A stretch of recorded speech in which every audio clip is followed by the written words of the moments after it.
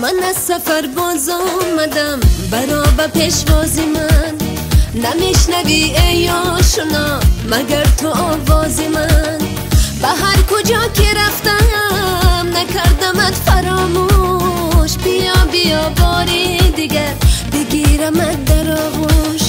برای تو فرزانه میخوان عاشقانه، تا که در این زمانه ارمان به دل نمانه.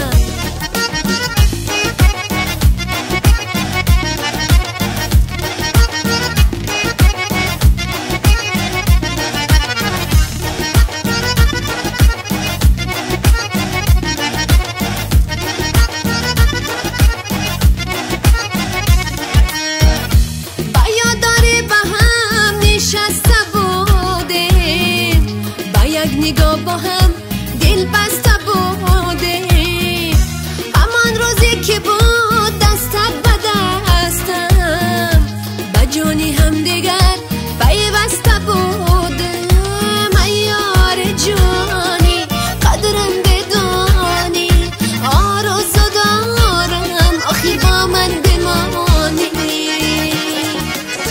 من از سفر باز آمدم برا پیشوازی من، نمیشنوی ای آشنا مگر تو آوازی من.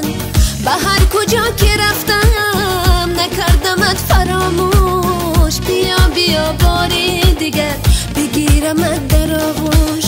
برای تو فرزانه میخوان عاشقانه، تا که در این زمانه ارمان به دل نمانه.